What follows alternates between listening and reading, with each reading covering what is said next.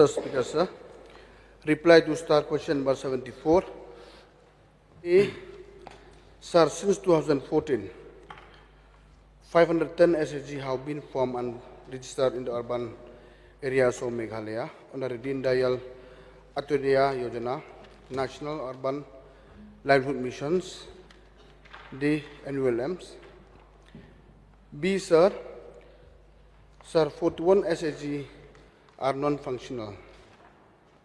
C, sir, an amount of 10,000 is provided as a start-up fund in the form of revolving funds as per SHG under the day NULM. Adelbert, yeah, your supplementary. Yes. Very thank you to you, Mr. Speaker, sir. I would like to know my supplementary to the reply B. May I know what is the reason, in spite of this crisis of unemployment, why this figure 41, 41 group, self-help group, are non-functional? May I know the reason, sir?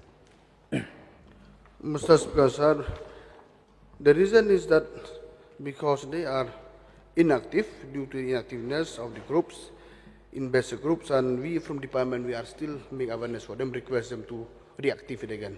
So presently they are not active, so we are requesting them to make it active again. It's because of their reason, not from the government side. So the second supplementary, may I know from Honorable Minister through you, Mr. Speaker, sir, whether this amount sanctioned in the urban self-help group is the same with the rural self-help group? Mr. Speaker, sir, it's not the same. In urban, we give 10,000 rupees. So this rural is not pertaining to urban, so, but it's not the same. It seems maybe 2,500 or something for the rural. So I'm not very sure. Because deal with the CNRD department. But for urban, it's 10,000 as a startup funds, revolving funds. And for rural, it seems 2,500 something, more or less. Mr. Speaker, sir, as per my knowledge, why there is a disparity between these two in the same state, although we belong? As per information, just to share in this Agos house, compare the rural area self-help group, startup rupees 2,500, revolving fund rupees 10,000. And number 3, CIF means Community Investment Fund, that is 1,10,000. So whereas comparing with the urban self-help group, they are getting only 10,000. I will not accept what Honorable Deputy Chief Minister mentioned, that it is not the fault from the government, it is the fault from the SHG group. May I get a clarification? Mr. Speaker, sir, I'm happy to inform the honourable member. Yes, it's a fact 10,000 is too less, but we had proposed enhancement to the government only, and in fact they are approved now. From 10,000, they had enhanced to 25,000 from this 2024. So no more 10,000 now, it's increased to 25,000. I don't know whether to accept or not, because because what the Honorable Deputy Chief Minister had make a stand verbally that they will be increasing another 25,000. But in the in this reply, paper, so it appears here 10,000. To whom to? Which one to take? Mr. Speaker, sir, it's very simple. Actually, there's not much complication. Sir, both the NULM as well as the NRLM are central schemes. These schemes are not state government schemes. It's the same amount that is given throughout the country. So the amount of 10,000 was decided by Government of India. And similarly for NRLM also, the same amount which is being given in Meghalaya is what being given in the rest of the country. So number one fact is that it is not a Meghalaya government scheme, it's a central government scheme. So we are not deciding the amounts. Number two, as mentioned by Honorable Deputy Chief Minister, that since we all felt, not just Meghalaya, the whole country felt that the amount was too less, we have written to Government of India requesting, and the information has come to us that the enhancement is being done. So that is what it is. So we're waiting for the official sanction, but as of now we're receiving only 10,000, but we have been informed that it will now be increased to 25,000. So it's very simple, sir. There's no confusion in the facts. Okay. Some more supplementary, Mr. Speaker, sir. As we know the fact that we have heard that the government have planned to estimate multi-dimensional poverty by empower women to become lakpatis, didis, which I will quote our Honorable Chief Minister had mentioned this, which means a woman should earn minimum of rupees 1 lakh annually. Just a matter of 10,000. Do you think that they will come lakpatis?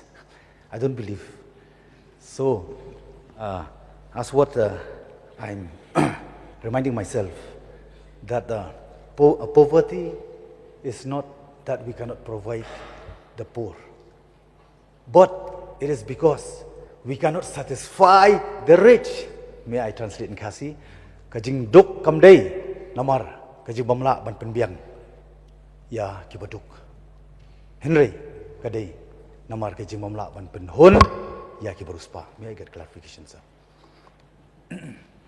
Sir, since this is a question that is beyond the urban area, sir, we have basically the Lakpati Didi program again is a program that has been promoted by the Honorable Prime Minister. And if you look at the rural areas where we have been really working very hard, we have been able to create thousands and thousands of Lakpati Didis in the last 6 years. So it is actually happening.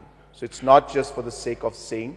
I will give the exact numbers, sir. I don't have it right now with me, but I will share it maybe whenever I get an opportunity and when I get the information. But there are thousands, if not lakhs, of Lakpati Didis as we speak.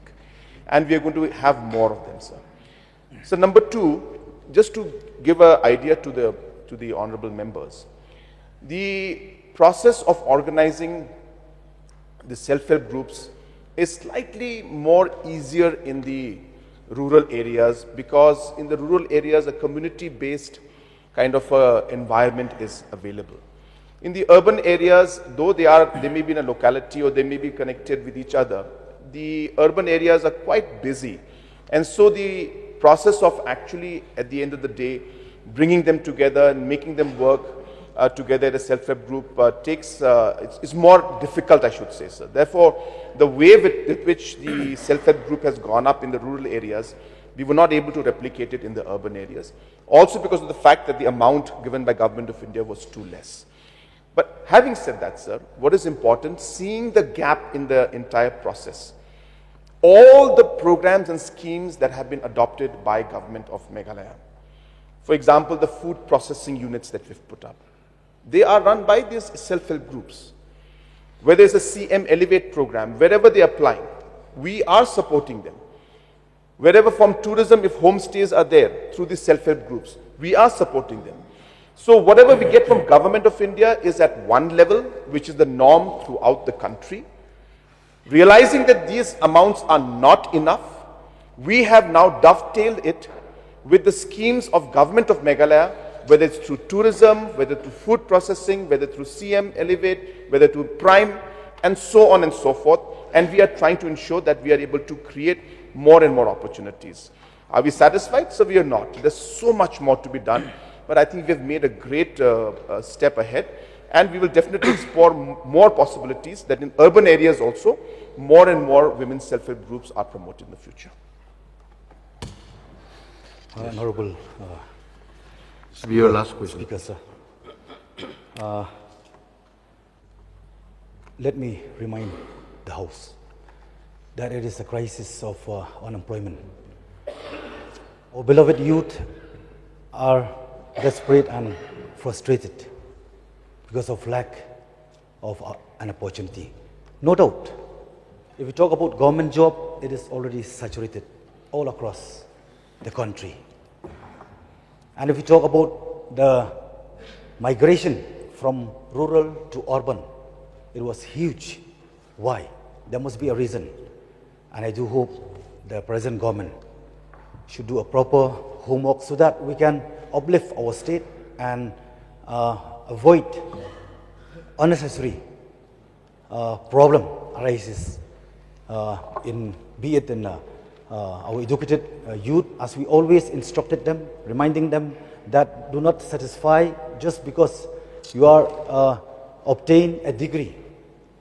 You are not supposed to be satisfied with a job, being a job seeker, but you must be a job provider or a job creator. So I would like to put a last supplementary to Honorable Deputy Chief Minister, through you, Mr.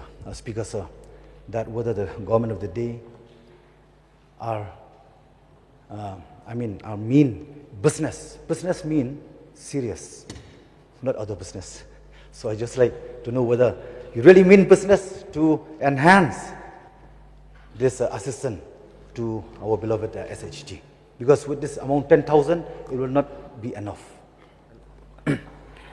Mr. Speaker, sir, again, as I said, because the honorable member has talked about overall employment and things, so I take this opportunity to reply to this. So number one point, as mentioned by Honorable Deputy Chief Minister, within the scope of the NULM, which is a scheme by Government of India, the request to enhance it has been sent, and Government of India has given a favorable response. So we do expect that amount to go up.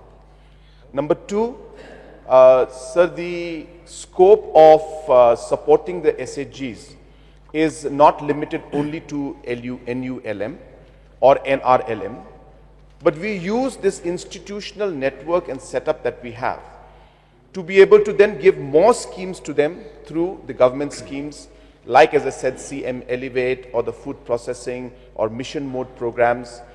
Because, as I said, self-help group system and structure is more of an institutional setup. And now we can funnel the resources and schemes through this system and do much more than what the original NRLM and NNUM is supposed to do. So that's number two, sir, that we will dovetail it. We are doing it. We will further dovetail to ensure that more and more of the schemes are then given through these different self-help groups.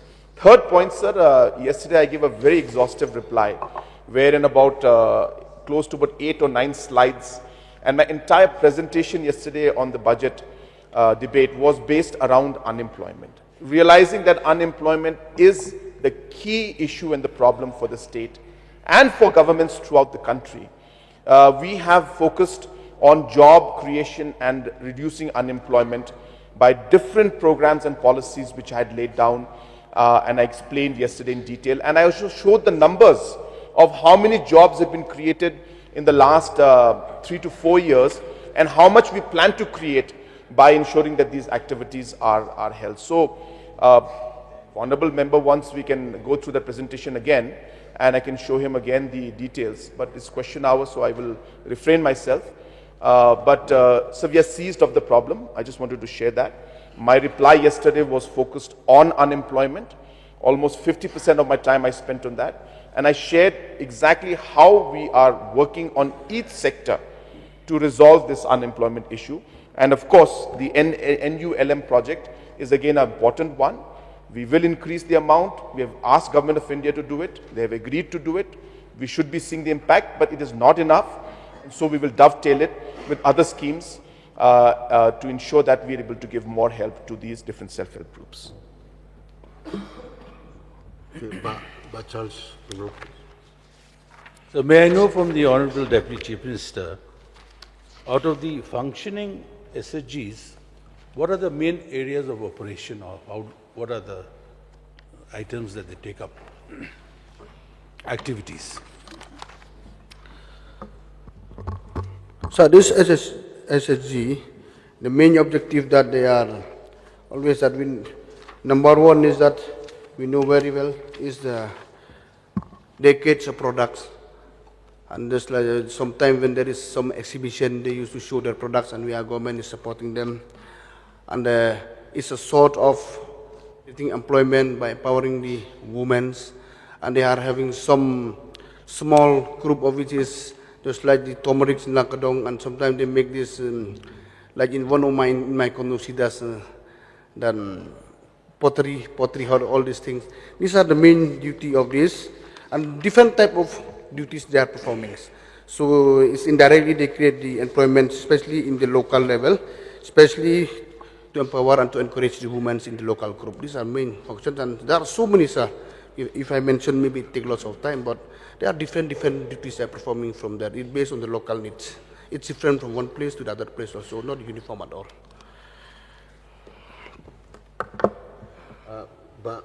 Sorry. Bahir Islam Kapran, please. Thank you, Mr. Speaker, sir. Sir, looking at these figures, 41 SHGs are non-functional. May I know from the Honorable Deputy Chief Minister in charge of urban affairs whether there's any monitoring agency to monitor the performance of the SHGs? Actually, Mr. Speaker, it's a self-monitoring is done by them only, like by the resource organizations and also community organizations between them. They are self-monitoring, and maybe they are inactive, maybe that some area that's not active properly. So yes, we are from the government, we request them from time to time, please come forward, and we are trying to support from the government as per the guideline which has been stated, which has already replied. So the amount given to the SHGs under NULM, as explained by Honorable Chief Minister, is the same amount given under NRLM, sir? No, sir. NRLM is all the 2,500, but it's from the rural part, not from urban. It's 2,500. Dr. Mukul Sangma, please. Mr.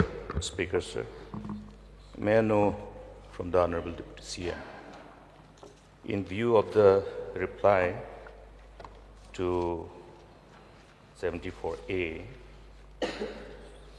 total of 510 SHGs have been formed since 2014. Seems to be very less for, it is for the whole urban area across the state, not only for Shillong. It includes all other urban areas. There is no shortcut. It is, we could comprehend the problems associated with this issue of bringing people together, to have agreed to have a common intent. It has been difficult, but we have tried in the preceding decades.